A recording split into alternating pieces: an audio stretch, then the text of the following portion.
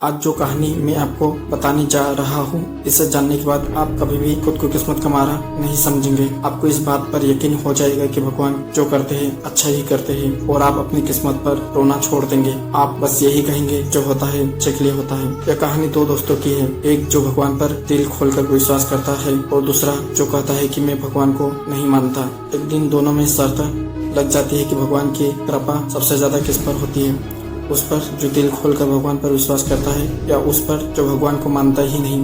दोनों दोस्तों ने इस बात को साबित करने के लिए लॉटरी खरीदी। वे यह देखना चाहते हैं कि जो भगवान पर दिल खोलकर विश्वास करता है उसकी लॉटरी खुलेगी या उसके जो भगवान को मानता ही नहीं। वह आदमी जो भगवान पर दिल खोलकर विश्वास करता था उसका कहना था कि लॉटरी उसके ही खुलेगी और दूसरा जो भगवान को नहीं मानता उसका कहना था कि लॉटरी सिर्फ उसकी खुलेगी क्योंकि पैसों के मामले में उसकी किस्मत उस पर मेहरबान थी। आपको यह सुनकर थोड़ा सा बुरा लगेगा कि लॉटरी उसकी खुली जो भगवान को बिल्कुल भी नहीं मानता था। भगवान ने उसे रातों रात करोड़पति बना दिया और उस आदमी को कंगाल छोड़ दिया जिसने उस पर दिल खोलकर विश्वास और उसकी भक्ति किया करता था। लॉटरी ना खुलने की वजह से वह आदमी बहुत दुखी हुआ जो भगवान की दिल खोलकर भक्ति किया करता था। कुछ ही साल बीते होंगे, लॉटरी जीतने वाला आदमी बुरी आदतों और बुरी संगति की वजह से बर्बाद हो गया।